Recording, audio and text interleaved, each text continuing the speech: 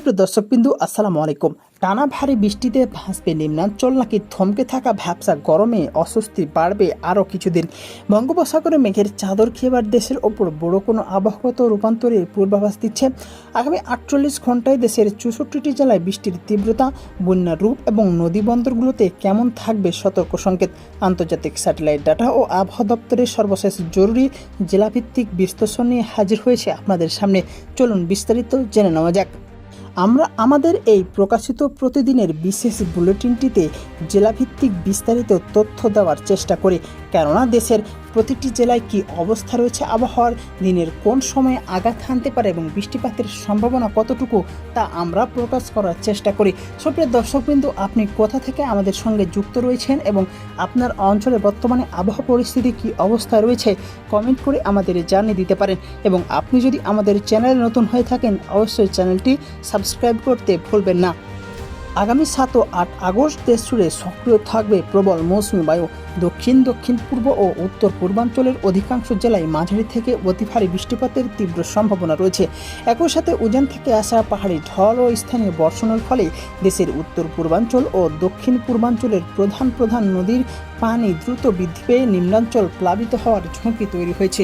আবহাওয়ার কাঠামোগত বিশ্লেষণের দিকে তাকালে দেখা যায়, উত্তর বঙ্গোপসাগরে অবস্থানরত মাঝারি থেকে প্রবল মৌসুমী বায়ুর প্রভাবে বাতাসে জলীয় বাষ্পের পরিমাণ 80 থেকে 96% পর্যন্ত উঠতে পারে, যার ফলে ভারতের মেঘালয় ও আসামে ভারী বর্ষণে সুরমা, কুশিয়ারা, যদুকাটা ও কংস নদীর পানি দ্রুত বৃদ্ধি পেতে পারে। সিলেট ও সুনামগঞ্জের কয়েকটি পয়েন্টের পানি বিপদসীমার কাছাকাছি বর্তমানে অবস্থান করছে। এছাড়াও পাহাড়ি ঢলের কারণে সাঙ্গু, মাতামুহুরী, ফেনী ও হালদা নদীর পানি বৃদ্ধি পেয়ে পাহাড়ি ছাড়া ও নদী সংলগ্ন নিম্নাঞ্চল প্লাবিত হতে পারে।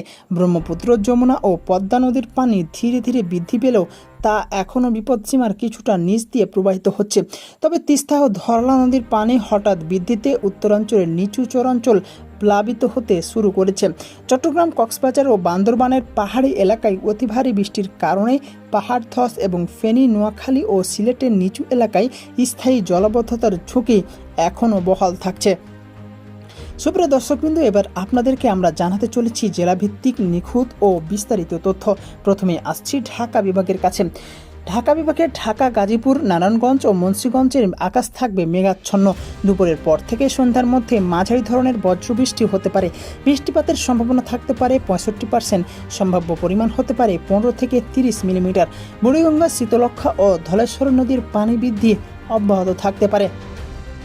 এছাড়াও মানিকগঞ্জ, টাঙ্গাইল, নরসিংদী, ফরিদপুর, মাদারীপুর, গোপালগঞ্জ, রাজবাড়ী ও শরীয়তপুরে বিকেলের দিকে দমকা হাওয়াসহ হালকা থেকে মাঝারি বৃষ্টি হতে পারে। পদ্মা নদীর পানি মাদারীপুর ও শরীয়তপুর পয়েন্টে সামান্য বৃদ্ধির আশঙ্কা করা যাচ্ছে। চট্টগ্রাম বিভাগের চট্টগ্রাম, কক্সবাজার, বান্দরবান, রাঙ্গামাটি ও খাগড়াছড়ি অঞ্চলে সারাদিন দফায় দফায় ভারী থেকে অতি ভারী বৃষ্টির প্রবল সম্ভাবনা রয়েছে। সম্ভাবনা 85% এবং সম্ভাব্য পরিমাণ হতে পারে 40 থেকে 80 মিলিমিটার। সাঙ্গু ও মাতামুহুরী নদীর পানি নদীগুলোতে এলাকাগুলোতে প্লাবিত করতে পারে। এছাড়াও ফেনী, নোয়াখালী, লক্ষ্মীপুর, কুমিল্লা ও চাঁদপুরের থামাহীন বৃষ্টি ও নদী প্রবাহের কারণে ফেনী ও ডাকাতিয়া নদীর অববাহিকায় নিচু এলাকাগুলো পানি জমার উচ্চ ঝুঁকি তৈরি হতে পারে। সিলেট বিভাগে সিলেট, সুনামগঞ্জ, মৌলভীবাজার ও হবিগঞ্জের দিন ও রাতে দফায় দফায় তীব্র বজ্রসহ ভারী বর্ষণ হতে পারে। বৃষ্টিপাতের সম্ভাবনা হতে পারে 80% এবং পরিমাণ হতে পারে 75 থেকে প্রায় 85 মিলিমিটার। সুরমা, কুশিয়ারা ও মনু নদীর পানি সতর্ক সীমায় পৌঁছাতে পারে। খুলনা বিভাগের খুলনা, বাগেরহাট, সাতক্ষীরা ও যশোর অঞ্চলে ঝড়ো হাওয়াসহ মাঝারি থেকে ভারী বৃষ্টি হতে পারে। 75% সম্ভাবনা সহ বৃষ্টিপাতের সম্ভাব্য পরিমাণ হতে পারে 25 থেকে 50 মিলিমিটার।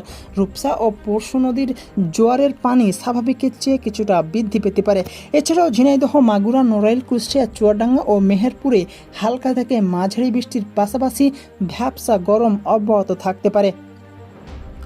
বরিশাল বিভাগের বরিশাল, পটুয়াখালী, ভোলা, বরগুনা, পিরোজপুর ও ঝালকাঠি সহ পুরো বিভাগেই অতিরিক্ত বৃষ্টি ও মেঘের সরাসরি প্রভাব থাকবে। সম্ভাবনা হতে পারে 80%। সাধারণত কীর্তনখোলা ও পায়রা নদীর জোয়ারের পানি বৃদ্ধি পাওয়ায় নিম্নাঞ্চল প্লাবিত হতে শুরু করবে। এবার আসছি রাজশাহী বিভাগের কাছে।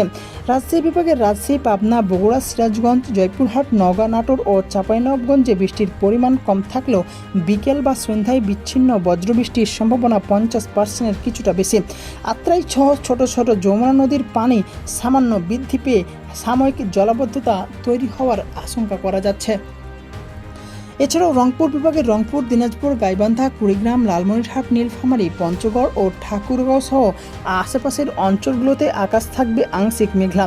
সম্ভাবনা থাকবে 45%।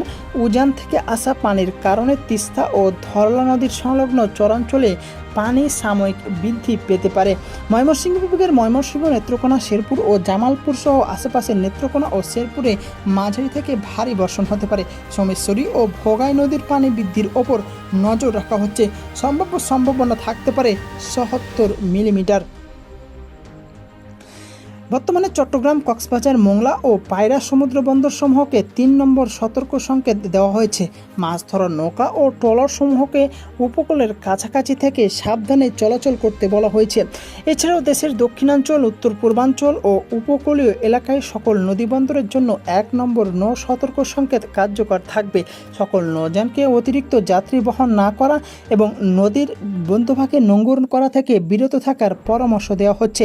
সুপ্রিয় দর্শকবৃন্দ, ৭ এবং ৮ আগস্ট বৃষ্টিপাত এবং নদ নদীর পানি বৃদ্ধির এই তীব্রতা সর্বোচ্চ পর্যায়ে থাকবে। তবে ৯ আগস্ট থেকে উত্তরাঞ্চল ও মধ্যভাগের নদীগুলোর পানি কিছুটা স্থির হতে শুরু করবে। তবে ১০ আগস্ট পর্যন্ত সিলেট ও দক্ষিণ পূর্বাঞ্চল নদীর পানি বাড়ার প্রবণতা বজায় থাকতে পারে। ১১ আগস্টের পর থেকে সার্বিক আবহাওয়া নদীর পানি পরিস্থিতি ক্রমান্বয়ে স্বাভাবিক হওয়ার পূর্বাভাস রয়েছে। সুপ্রিয় দর্শকবৃন্দ, এই ছিল আমাদের কাছে আসা আবহাওয়ার বিশেষ বুলেটিনের জন্য প্রকাশিত আপডেট।